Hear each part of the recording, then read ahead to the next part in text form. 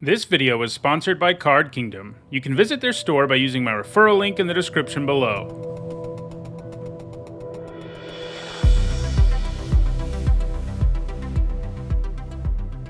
Hi everyone, I'm Nizzahon, and today I'm continuing my limited set review for Alchemy Horizon's Baldur's Gate. So far I've covered all the multicolored and white cards in the set, and today we're going to take a look at blue cards. For each of these cards, I'll give you my thoughts on the card and then sum up those thoughts with the letter grade. If you're not sure what the letter grades mean, you'll find an explanation in the description. Keep in mind, in this video, I'm only giving my predictions for how good I think these cards will be in the limited formats. Also, because I haven't actually played with most of these cards, I'm definitely going to be wrong about some of them. As I start playing the format, I'll give updates on my thoughts in my Needs and Notes series, which comes out every Saturday. Alright, let's dive in with our first blue card from Alchemy Horizon's Baldur's Gate. First up, it's Kaleem Jin Emperor, which is a 5/6 for 3 generic and 3 blue. It's a rare Jin Noble. It's got flying, it's got ward 2. You can pay 1 generic and a blue and discard it to tap up to 1 target non-land permanent card and draw a card. Then you may exile 2 other cards named Kaleem Jin Emperor from your graveyard. When you do, return Kaleem from your graveyard to the battlefield tapped. And it says when you discard Kaleem, conjure a card named Kaleem into your library 7th from the top. So in true Alchemy fashion, the entire text for this card isn't even actually on the card as it appears within the gallery on the official Wizard site, which is pretty wacky. Anyway, a 6-mana 5/6 with flying and ward 2 is probably like a B-, so adding the card's ability to basically be cycled while also tapping down a permanent, and you have something pretty interesting. And it gets even better because you get a copy of the Jin in your deck that you can draw later. Now, in your typical game of Limited, you're not going to reach the point where Kaleem can come back from the graveyard, but getting the value out of 1 extra Kaleem is pretty reasonable, and there is a chance you could actually reanimate him, for example. In black, there's actually a couple of real reanimation cards that will be playable in the format. So discarding it early for value and then reanimating it on turn 5 or whatever is going to feel pretty good. It does cost triple blue, and that kind of cost can be a pain, especially in a format that doesn't have great fixing like this one. But the nice thing is you can just discard it for a real effect earlier in the game, or in any situation where it doesn't look like you're going to have the mana, and that's a pretty nice fail case. I think the whole package here is a B+. Next up, it's Hypnotic Pattern, which for 1 blue mana is a common instant. It says target creature perpetually gets -2/-0, and target creature gets -2/-0 until end of turn. Perpetually is one of these digital-only mechanics. It means, as the name would imply, that that card will forever have -2/-0. It doesn't matter what zones it goes to. Like if you kill the creature in the graveyard, it still has that -2/-0. So these blue cards at just lower power don't tend to be very good, and I think that's true here, even with the perpetual -2/-0 it adds. Sure, it costs 1 mana, but most of the time you won't get a card worth of value out of this. Looking at it as removal is pretty dangerous because the creature you use it on will still be able to do pretty much everything a creature can do. Sure, maybe it doesn't attack or block as well, but it can still do both of them, and using this as a trick isn't great either because your creature still needs enough power to kill the thing you use it on, otherwise you're going down a card just for a fog effect. So yeah, I don't really plan on playing this. I'm giving it an F. Next up, it's Lizard Folk Librarians, which for 3 generic and a blue is a 2/4 lizard at common. It has double team, and when it enters the battlefield, you scry 2. Double team is one of these digital-only mechanics. It means that when you attack with this creature, you get a copy of it in your hand, and then both cards lose double team. So, like all the double team cards, this has a built-in 2-for-1. Obviously, the 2/4 stats aren't exactly exciting, but the fact you end up scrying 4 total and only using up 1 card to do it isn't too bad when added to 2 creatures. You don't always want to attack with a 2/4 because obviously it has better stats for blocking, but it also means there'll be some decent boards where it can attack and your opponent just can't successfully block and kill it because of its toughness. I think with a built-in 2-for-1 like this, it's hard for this not to be a C+. Next up, it's Signature Spells, which cost 4 generic and 2 blue for a rare enchantment. When it enters the battlefield, you seek 2 instant and or sorcery cards with mana value 3, then exile them. And at the beginning of your upkeep, you may copy a card exiled with Signature Spells. You may cast the copy without paying its mana cost. Seek is another digital-only mechanic. It means that you get a random card from your deck that meets whatever the requirement is, in this case, instant or sorcery with mana value 3. So this is an interesting card because Yeah, if you search up 2 things that cost 3 and you can choose between one of them every turn, you're going to generate a ton of value because you can just keep on choosing one, whichever one is best for your situation, and doing it every turn. You do pay 6 up front, which isn't the greatest deal, but over the course of a game, this can give you a lot of value.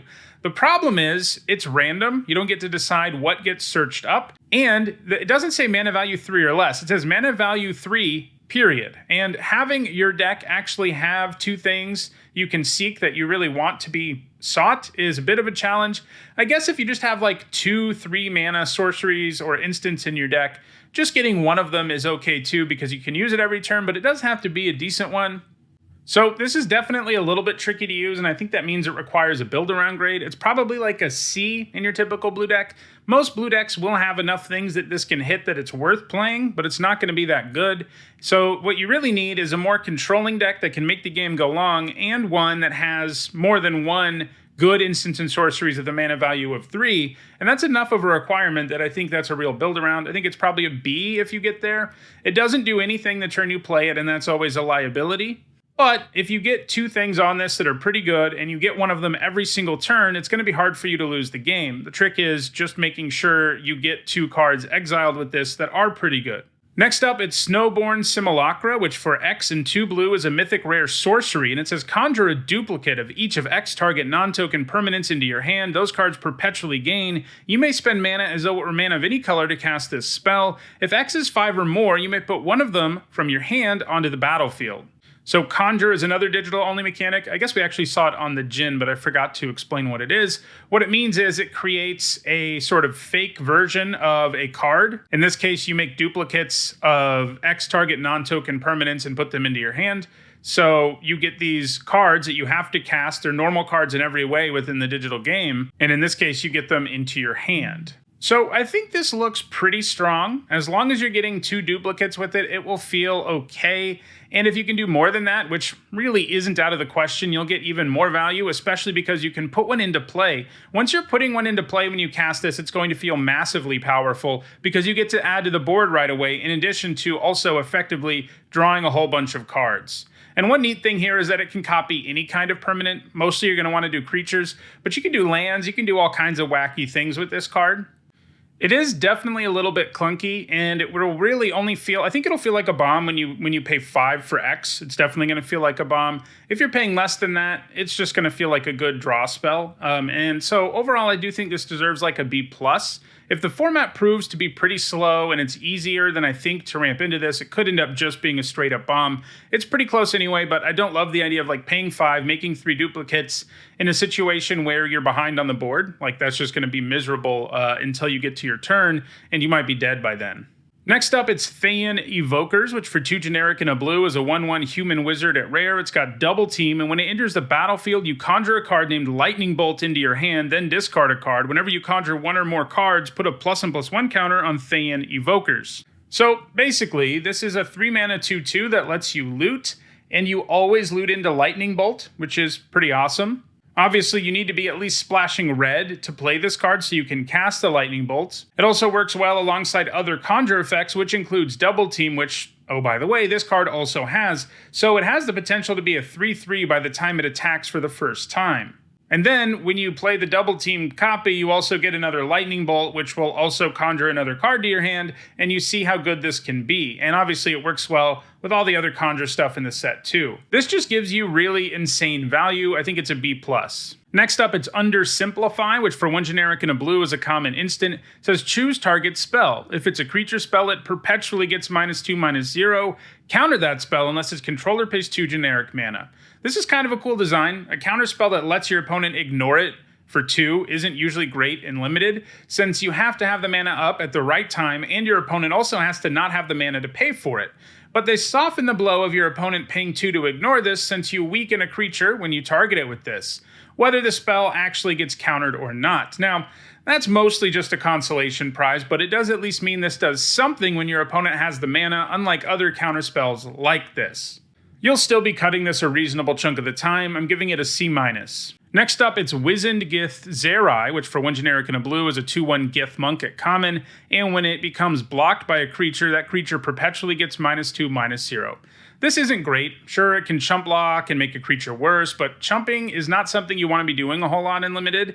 And yeah, the -2/-0 sticks around no matter what happens to the creature, and that's certainly worth something, but I still feel like this is kind of a weak 2-drop. It's one you'll play because you need 2-drops, but it's not that impressive. I'm giving it a C-. Next up, we've got Air Cult Elemental, which for 4 generic and 2 blue is a 2/5 elemental at common. It's got flying, and when it enters the battlefield, you return up to 1 other target creature to its owner's hand. This is a Forgotten Realms reprint, and it was a fairly disappointing card in that format. In fact, blue in general was very underpowered in that set.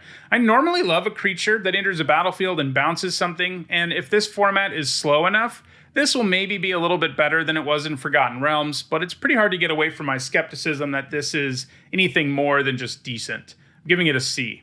Next up, it's Ancient Silver Dragon, which for 6 generic and 2 blue is an 8/8 Elder Dragon at Mythic Rare. It's got flying, and when it deals combat damage to a player, roll a d20. Draw cards equal to the result. You have no maximum hand size for the rest of the game, so there's a few d20 cards in the set. That just means a random number is generated between 1 and 20, and then you get an effect based on what happens. So most of this cycle is pretty amazing, and this one really isn't. It's not a bad card, but it's probably the worst in this cycle. It costs more mana than the others at 8, and it doesn't have an ability that inherently adds to the board, like the others do too. What's more is rolling a number that is 10 or more and drawing the rest of your library and just losing the game is a very real possibility in Limited, especially by the time this hits your opponent. Obviously, this is incredibly powerful. If you're able to draw like 10 cards and not mill yourself out, you probably win on your next turn. But the high cost of this card, coupled with the actual potential downside it has in Limited, where your deck is significantly smaller, probably holds this to a C+, and that might even be overrating it. Next, we've got Blur, which for 2 generic and a blue is a common instant. It says exile target creature you control, then return that card to the battlefield under its owner's control, draw a card. So this is a decent way to blink a creature. Adding draw a card to basically anything makes a big difference because it means the card replaces itself, and that's good, because you won't always have a way to use this card effectively enough. The blue-white deck is about blinking creatures and stuff like that, and obviously this can do some silly stuff in those decks where it will feel like it's generating a 2-for-1 on a regular basis, but it's still fairly situational. I'm giving it a C. Next up, it's Charmed Sleep, which for 1 generic and 2 blue is an enchantment aura at common with enchant creature, and when it enters the battlefield, you tap enchanted creature, and enchanted creature doesn't untap during its controller's untap step. This is a reprint, and the last time we saw it, it was a solid removal spell. In a format with lots of blink effects and some sacrifice stuff going on, this probably gets a little worse, but it still costs 3 mana to deal with pretty much any threat. Not turning off all activated abilities or static abilities can be a bummer sometimes. Sometimes that's what makes a creature good in the first place, but this does stop 90% of creatures from being able to do anything. I'm giving it a C+. Next up, it's Clever Conjurer, which for 2 generic and a blue is a 2/3 gnome wizard at common, and you can tap it and untap target permanent not named Clever Conjurer, activate only as a sorcery. This is another fairly underwhelming Forgotten Realms reprint. It can help you ramp, which is cool, but the fact you can't use the ability at instant speed definitely matters, and it makes the card way worse than it would be otherwise. It can't be used to threaten to untap things when your opponent attacks you and things like that. Its really main use is to sort of give one creature pseudo-vigilance or to help ramp you, and in both of those ways, it's kind of clunky. I think this is a C-. Next up, it's Contact Other Plane, which for 3 generic and a blue is a common instant. It says roll a d20. If you roll a 1 through 9, you draw 2 cards. If you roll a 10 through 19, you scry 2 and draw 2 cards. And if you roll a 20, you scry 3 and draw 3 cards. This is another Forgotten Realms reprint.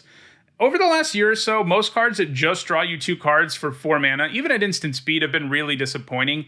Limited has become more and more about adding to the board when you spend mana, and this just doesn't do it. Now, it isn't terrible. If you roll a 10 through 20, it's a pretty nice draw spell, and I don't hate the idea of running one of these in your blue decks, but you really can't have too many cards that don't add to the board and hope to do well in most Limited formats. Obviously, rolling a 20 makes this feel like a great investment, but you only have a 5% chance of doing that. I'm giving this a C. Next up, it's Displacer Kitten, which for 3 generic and a blue is a 2/2 cat beast at rare, and whenever you cast a non-creature spell, you exile up to 1 target non-land permanent you control, then return that card to the battlefield under its owner's control.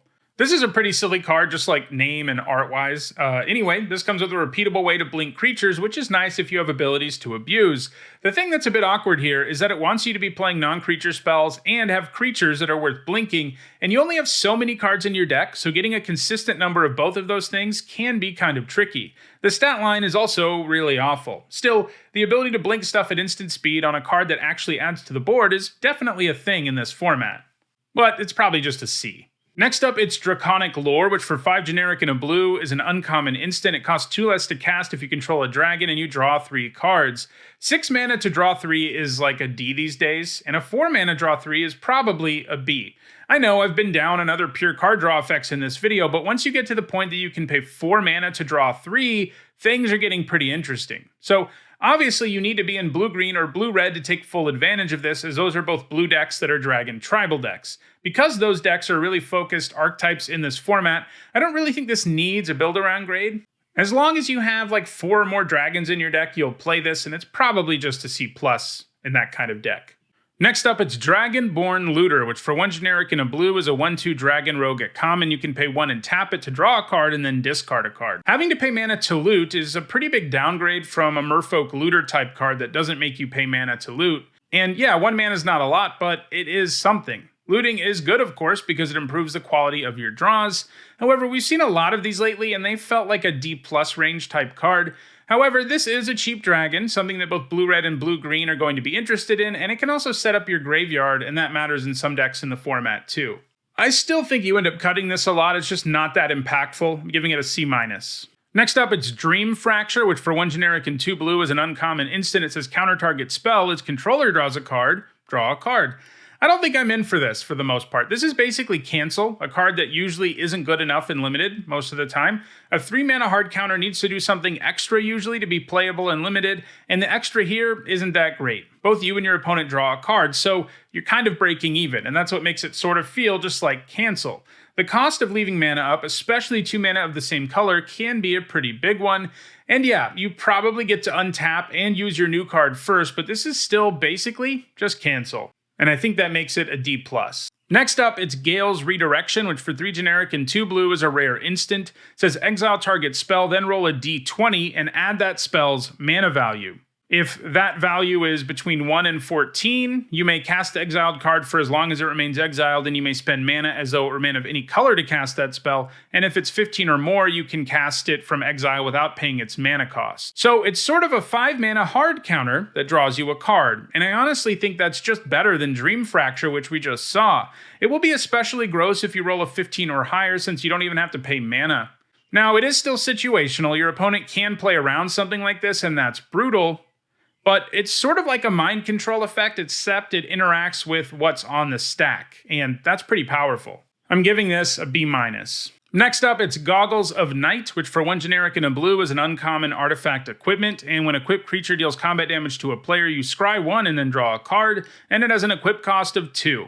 So this is a pretty sweet combat damage trigger. Scry 1 and draw a card is really good and limited, and if you can make this do its thing a couple of times, you're probably in really good shape. Now, the problem is, this doesn't enhance the stats of the creature at all, so what you need is a creature who is already evasive or big enough to attack without problems. The good news is, blue-black especially has a lot of nice ways to make creatures hard to block, and blue, more generally, has a bunch of flyers, so this will slot in pretty nicely in most blue decks. There will definitely be times where you just can't put this on something meaningful. Still, the effect is powerful enough that I'm pretty interested in playing this in most blue decks. I'm giving it a C+. Next up, it's Guild Thief, which for 1 generic and a blue is a 1/1 orc rogue at uncommon, and when it deals combat damage to a player, you put a +1/+1 counter on it, and you can pay 3 generic and a blue to make it unblockable this turn. So another reprint, and not a very impressive one. Starting out as a 1/1 is pretty brutal, and sure, it does get bigger, but it just won't be very good at attacking, even after coming down on turn 2. Then in the late game, you can make it unblockable, but only for a pretty massive cost, and making this into a tapped 2/2 for 4 mana at that stage of the game doesn't feel great. This does pair well with the goggles we just saw, I guess. but this is probably going to be pretty mediocre, just like it was last time. I'm giving it a C-. Next up, it's Illithid Harvester, which for 4 generic and a blue is a 4/4 horror at rare. It comes with an adventure, and that means you can cast the adventure side of this card whenever you want to. I mean, it's a sorcery, so when you can cast a sorcery, and when you do, this card gets exiled, and then you can cast the creature side of it from exile. You don't have to cast it as a spell first. You can just cast the Illithid Harvester directly if that's what you want to do, but most of the time you want to get value out of both sides. So the adventure here is X and 2 blue for a sorcery that taps X target creatures, and they don't untap during their controller's next untap steps. And when it's a creature, it's a 5-mana 4/4 that when it enters the battlefield, turns any number of target tapped non-token creatures face down, and they're 2/2 horrors. I think you would always play a 5-mana 4/4 with this effect that comes into play and probably downgrade several of your opponent's creatures. You can actually use it to upgrade some of your own creatures if you have like 1/2s or 1/1s that you want to make into 2/2s as well. And obviously enough, the adventure side of this helps set up the Harvester, because you can pay like 5, tap down your opponent's 3 creatures that are in play, then, you know, they don't untap, and then it's your turn again, and you can play this and turn all those creatures into 2/2s. And it doesn't go away, they stay 2/2s forever, even if the Illithid Harvester dies. So this has a substantial impact on the game. I mean, just casting the adventure sometimes will also just win you the game, because you can tap down so many things. And then if that doesn't win you the game, you have the Harvester coming down and doing some serious work. I think all of that makes this a bomb. I'm giving it an A-. Next up, it's Arenicus's Vile Duplication, which for 3 generic and a blue is an uncommon sorcery, and you create a token that's a copy of target creature you control, except the token has flying and isn't legendary if that creature is legendary. So this is basically a clone that can only clone your stuff, but it also gives it flying. That's a pretty good card because you can always make it a copy of your best creature, and usually it will get that upgrade from flying, so finding a way to pay 4 and get 4 mana's worth of value out of this won't be that hard on a lot of boards. There will be times where you don't have something that's worth copying, and drawing this when you could really just use like a meaningful creature always feels pretty bad, but this is a pretty good card. I'm giving it a C+. Next up, it's Juvenile Mist Dragon, which for 3 generic and a blue is a 4/3 dragon. At uncommon, it's got flying, and when it enters the battlefield, for each opponent, you tap up to 1 target creature that player controls. Each of those creatures doesn't untap during its controller's next untap step. This is an excellent uncommon. Potentially the best one in blue, at least the best one that doesn't have Specialize. A 5-mana 4/3 flyer is probably a C at the very worst, and adding a freeze down effect to this creature is a really big deal. The dragon will enable new attacks the turn you play it, and then take a creature out of the equation for your opponent on their next turn, and then that creature is still tapped down by the time the Juvenile Mist Dragon can attack too. This is also an enter the battlefield ability that's really good if you can rebuy it. I'm giving this a B. Next up, it's Kenku Artificer, which for 2 generic and a blue is a 1/1 bird artificer at uncommon, and when it enters the battlefield, you put 3 +1/+1 counters on up to 1 target non-creature artifact. That artifact becomes a 0/0 homunculus artifact creature with flying. I think this probably needs a build-around grade. Artifacts are far from a big theme in the format, but there are enough of them around that this having a target is kind of doable, but only in very specific decks. I think your typical blue deck in the format will have 1 to 2 artifacts, and that's just not going to be enough because this will be a 3-mana 1/1 in a situation where it can't put the counters on anything. If you're in like blue-black or blue-red, you have access to more treasure, which does make this a little easier to get things going. But this card is going to feel miserable in a whole lot of decks when you draw it, so you need to have several cards that either make treasure or cards that themselves are non-token artifacts, and that just isn't always going to happen. This is probably a D at best in your typical blue deck, but it probably gets up to a B- if you can consistently play this and get a 3/3 flyer out of it. When it feels like you're playing a 3-mana 1/1 that makes a 3/3 flying token, it's going to feel really good, but that's going to be hard to pull off. Next up, it's Kindred Discovery, which for 3 generic and 2 blue is a rare enchantment. When it enters the battlefield, you choose a creature type, and whenever a creature you control of the chosen type enters the battlefield or attacks, you draw a card. So the creature type you'll usually want to name with this is probably Dragon, since that's really the only tribal deck in the set. And this also overlaps into both the blue-red and blue-green deck, which are dragon decks. And this is a pretty insane card draw engine if you have enough creatures with the type you name. It's sort of nice that in a pinch, you can just name a creature type you already have in play and attack with that creature to draw a card right away, though that obviously isn't the ideal use of this. The downside of a 5-mana enchantment is that it won't impact the board right away, but it stands a pretty good chance of at least drawing you one card the turn you play it. Then if you're drawing more cards, you're pretty likely to draw more dragons and keep the chain going. I don't really feel like this needs a build-around grade since it slots so easily into two of the blue decks in the format, and this looks like a pretty strong way to win games because you're just going to outcard your opponent, giving it a B. Next, it's Lapis Orb of Dragonkind, which for 2 generic and a blue is an uncommon artifact. You can tap it to add blue, and when you spend this mana to cast a dragon spell, you scry 2. 3 mana rocks that add any color of mana often aren't good in limited, and this one can only add mana of one color. The upside, of course, is you get to scry when you cast a dragon with it, but that just isn't the most exciting payoff. Sure, scry 2 is nice, but it isn't something that pays you off for having this 3 mana card that doesn't add to the board in any way. If you have some really big dragons to ramp into, this does get a little more interesting, but there are better ways to ramp in this format. I think this is just a D. Next up, it's Pseudo-Dragon Familiar, which for 2 generic and a blue is a 2/1 dragon at common. It's got flying, and it can give flying to something else for 2 generic and a blue.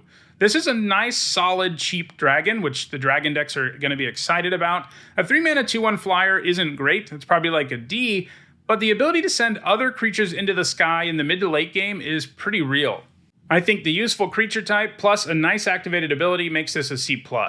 Next up, it's Ray of Frost, which for 1 generic and a blue is an uncommon enchantment aura with flash and enchant creature, and when it enters the battlefield, if the enchanted creature is red, you tap it. As long as the enchanted creature is red, it loses all abilities, and enchanted creature doesn't untap during its controller's untap step. This is a Forgotten Realms reprint and a pretty nice one. Against a red creature, it is very strong, since it shuts off the card's ability and taps it down at instant speed. It just makes that card not matter. It's a very real removal spell there. If it always did that, it would probably be a B. It's that good of removal. The card is far less powerful against non-red creatures, since it doesn't tap the thing down or take away the ability, so you have to wait until your opponent has something tapped down for it to do its work, and if that card still has an activated ability that just costs mana or a static ability, it sticks around. That card would probably be a C, and I think overall that makes this a C+. Next up, it's Rime Shield Frost Giant, which for 3 generic and 2 blue is a giant warrior. It's a 4/5 with Ward 3. This is another reprint, and it's a pretty medium one. This has some decent ground stats, and Ward 3 does make it hard to get it out of the way, but it still isn't really a great 5-drop, and really you're hoping for something better. I'm giving this a C-. Next up, it's Robe of the Arc Magi, which for 2 generic and a blue is a rare artifact equipment, and when an equipped creature deals combat damage to a player, you draw that many cards. It has an equip cost of 4, or an equip cost of 1 if you equip it to a Shaman, Warlock, or a Wizard. So this can draw you a ton of cards, and if you have creatures with these creature types, the equip cost being 1 is pretty awesome. The downside here is similar to what we saw with the goggles earlier. It doesn't buff the creature at all, so you need something that's already fairly good at attacking, either because it's big or because it's evasive. And the times where you pay the 4 mana cost and your opponent removes this are going to hurt really badly. This does have the potential to draw a lot of cards, but it's a little clunky, especially if you're not equipping it to a Shaman, Warlock, or Wizard. I think this is a B-. Next up, it's Shocking Grasp, which for 1 generic and a blue is a common instant, and it says target creature gets -2, -0 until end of turn, draw a card. This is a reprint and a card that's actually pretty decent. Earlier in the video, I talked about not loving a card that just lowers power, but again, if you add a cantrip to pretty much anything, it becomes a substantially better card, and that's certainly true here. The worst case is you take like 2 less damage and draw a card, and while that's not amazing, it is a passable fail case. The times where you manage to actually use this as a full-blown trick that keeps your creature alive and kills your opponent's creature, it feels absolutely absurd, but that's going to be something that only happens on rare occasions. Most of the time, you'll use this to help keep your creature alive when it's blocking their larger creature, and you'll draw a card, and you'll feel fine with that. I'm giving this a C. Next up, it's Soul Knife Spy, which for 2 generic and a blue is a 3/2 elf rogue at common, and when it deals combat damage to a player, you draw a card. This is another Forgotten Realms reprint, and it was one of the few blue commons in that set that I would describe as good. A card that draws you a card when it hits the opponent is pretty sweet when it comes with solid stats, and this certainly does. If you can give it evasion in some way, it becomes a must-kill, and even when you aren't able to do that, it still becomes something your opponent better account for. I'm giving this a C+. Next up, it's Sword Coast Serpent, which for 5 generic and 2 blue is a 6/6 Serpent Dragon at uncommon, and it can't be blocked as long as you've cast a non-creature spell this turn, and it comes with an adventure, Capsizing Wave, which you can pay 1 generic and a blue for. It's an instant, and you return target creature to its owner's hand. I like this. A 2-mana instant that bounces a creature is usually like a C- on its own. Using that in response to a trick or an aura or something like that is especially good because you end up getting tempo and a 1-for-1. But the fact that this is an adventure makes it a lot less painful if you end up only getting tempo out of this, which will be the typical case. But then in the later game, this is a pretty impressive monster that will be unblockable sometimes. Like a lot of adventure cards, each side is individually not that impressive, but the fact that you get both of these out of one card is a big deal. And I think this is a lot better than it looks. I'm giving it a B-. Next up, it's Tamora's Invoker, which for 1 generic and a blue is a 1/3 Orc Rogue at common, and you can pay 8 generic mana to draw 2 cards with it. This has mediocre stats as a 2-drop, but it is nice that in the extreme late game, it can draw you 2 cards at a time. If you're just drawing lands, this will really help you fix that problem. But the effect is expensive, you don't get to 8 lands in every game, and this 2-drop isn't that impressive to begin with, so I think you end up cutting it a lot. I'm giving it a C-. Next up, it's You Come to a River, which for 1 generic and a blue is a common instant, and you choose one. You return a non-land permanent to its owner's hand, or target creature gets +1/+0 until end of turn and can't be blocked this turn. This was fine in Forgotten Realms, and it probably will be here. Neither mode is anything special. The bounce mode comes up the most, and the times where you can use it as something you do in response to a combat trick can really blow your opponent out, and sometimes it'll just generate tempo for you. The second mode this has also doesn't usually net you a card, but it can help you close out a game, making a big creature unblockable or whatever. I think you end up playing one of these in a lot of your blue decks. I'm giving it a C. Next up, it's You Find the Villain's Lair, which for 1 generic and 2 blue is a common instant, and you have 2 options. You can counter a spell, or draw 2 cards and discard 2 cards. This wasn't that good in Forgotten Realms. It has 2 modes, but neither of them is especially good, and both are fairly situational. This can basically be cancel or a 3-mana Faithless Looting, and that just isn't something you're in the market for most of the time. I'm giving this a C-. Next up, it's Young Blue Dragon, which for 4 generic and a blue is a 3/3 dragon at common. It has flying and it has an adventure. Sand Augury, which costs 1 generic and a blue, it's a sorcery, and you scry 1 and then draw a card. This looks like a really good common for blue. Again, neither side looks that impressive, right? But being able to use this early as a draw spell and then playing a meaningful flyer with a good creature type in the later game really matters. In the end, you get a 2-for-1 here. This might be blue's best common. I'm giving it a B-. Next up, it's Seek New Knowledge, which for 1 generic and a blue is an uncommon instant. It says seek 2 non-land cards, then put a card from your hand on the bottom of your library. So you end up only getting a 1-for-1, but because it always gets you 2 non-lands, that makes it significantly better than most draw spells will be in the later game.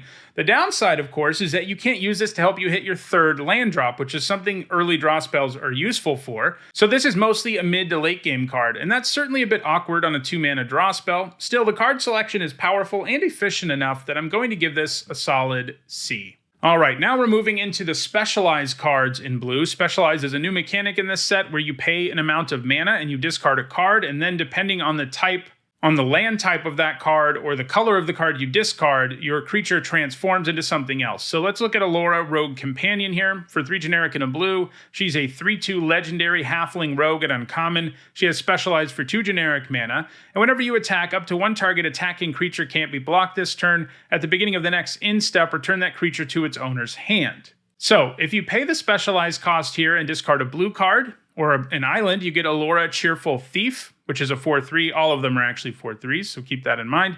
And whenever you attack, up to 1 target attacking creature can't be blocked this turn. At the beginning of the next end step, return that creature to its owner's hand. They all do that too. And if you do, a creature of your choice an opponent controls perpetually gets -1, -0. If you discard a plains or a white card, you now get a 1/1 white soldier creature token when you return that creature to your hand. If you discard a swamp or a black card, your opponent loses 2 life when you return that creature to your hand. If you discard a mountain or a red card, you get a treasure token when you return that to your hand. And if you discard a green card or a forest, the creature perpetually gets +1/+1 that you return to your hand. So this Specialized creature seems a little more build-aroundy than most of them. On its own, it can make itself unblockable and hit for 3, but then it returns to your hand. And it's not a May ability. Whatever you decide to make unblockable has to return to your hand. Obviously, making something unblockable that has an enter the battlefield ability or something like that is really good, but you can't just pull that off all the time. Once Allura specializes, she adds an extra bonus when you return that creature to your hand, which helps make it more worth it to return just about any creature to your hand, which is pretty nice. But yeah, overall, I think you really need to have creatures with good enter the battlefield abilities to really make her as good as possible. I think she's just a C in your typical blue deck and a B probably in the blue-white deck where you're most likely to have good enter the battlefield abilities. Next up, it is Gale, Conduit of the Arcane, which for 3 generic and a blue is a 2/3 legendary human wizard at Mythic Rare. It has specialized for 2, and when Gale enters the battlefield, if you cast it, you return target instant or sorcery card from your graveyard to your hand. All the specialized Gales are 4/5, and they all do something when you cast an instant or sorcery. The blue one draws you a card and then discards a card. The white one makes a 1/1 white Pegasus creature token. The black one makes your opponent lose 2 life. The red one gives all of your creatures, it gives Gale perpetually the ability to give all your creatures +1/+0. And the green one puts 2 +1/+1 counters on a creature when you cast an instant or sorcery. So I think you would pretty much always play a 4-mana 2/3 that returns an instant or sorcery card from your graveyard to your hand when it enters the battlefield, provided you have enough of those. And in blue, you're going to have them. Having 5 cards or so that are instants or sorceries is pretty easy. And then once this specializes, it becomes a very powerful payoff for casting spells. I think the blue-white one might be the most powerful because it actually adds to the board, but they all do very nice things. You have a very reasonable card on the front and then a very powerful spell payoff on the back. I think this is a bomb overall. I'm giving it an A-. Next up, it's Emoan Trickster Friend, which for 1 generic and a blue is a 2/1 legendary human rogue wizard at rare. It has specialized 5, and it costs 3 less to activate if there are 2 or more instant and or sorcery cards in your graveyard, and Emoan can't be blocked as long as it's attacking alone. When she specializes, she becomes a 3/2, and its ability gets upgraded to that it can't be blocked at all. And then they all gain a trigger when they hit your opponent. The blue one has you exile an instant or sorcery card from your graveyard, and when you do, you tap down a creature an opponent controls, and it doesn't untap during their next untap step. The white one has you exile an instant or sorcery card from your graveyard, and if you do, you put a counter on each creature you control. The black one has you exile an instant or sorcery card, and you get a 2/2. The red one has you exile an instant or sorcery card from your graveyard, and it does 2 to the opponent. The green one has you exile an instant or sorcery card, and if you do, you draw a card, and you can play an additional land this turn. So a 2-mana 2/1 that is unblockable when it attacks alone is probably a B-, and that's sort of the base level here. So the fact this has specialize is pretty nice. So she does need spells in your graveyard to fuel her abilities. So you do need to build around her a little bit, but I think most blue decks will have enough instants or sorceries that they can get these triggers once or twice, and that's really all you need for this to win you the game, for the most part. I guess the red one often won't do enough to win you the game, but the other 3 all have other 4 all have very real effects. I think this is a bomb. I'm giving it an A-. And our last card is Vol, Eager Scholar, which for 2 generic and a blue is a 2/1 legendary human wizard at uncommon. It has specialized for 5, and you can tap it to loot. In other words, draw a card and then discard a card, and you put a study counter on it. Then when it specializes, it removes the study counters it has on it and gives you some effect, and it holds on to the ability to loot. So the blue one removes the study counters, and then you look at that many cards from the top of your library, and you put one of those cards into your hand, and the rest in the bottom of your library in a random order. The white one distributes +1/+1 counters among any number of target creatures, and the number of counters you get is the number of study counters that were on Vol. The black one reanimates a creature with mana value less than or equal to the number of study counters you remove. The red one does damage to target creature or planeswalker an opponent controls equal to the number of study counters you remove. And the green one seeks 2 creature cards with mana value less than or equal to the number of study counters removed this way, and you put one of them directly onto the battlefield and shuffle the other into your library. So a 3-mana 2/1 that can tap and loot for free is something that is at least a C+ in Limited. Unlike some of the other specialized creatures out there, this is one where you have to have it stick around on its front side for a while to get the best value out of it, because when it transforms, it needs those study counters or it doesn't actually do anything. So it may take a little while to get going, but because the front of the card is already pretty good, and then you get some insane value when it specializes, almost, if you just have 2 study counters on it, most of these effects are going to feel pretty powerful. And I think overall that makes this a B+. So those are my thoughts on all the blue cards in Alchemy Horizons Baldur's Gate. Do you think I got any of them wrong? Let me know in the comments. I'll be back tomorrow to talk about all the black cards in the set. If you enjoyed this video, please like it and share it so that others enjoy it too. If you want to make sure you catch the rest of this review and draft videos in the near future, don't forget to subscribe and turn on notifications. If you want to catch up on the videos that are already out, you should see a playlist on your screen shortly. Lastly, if you want to go the extra mile in supporting me and the channel, you can do that by becoming a patron or a YouTube member. You can find those things in the description. Thanks for watching.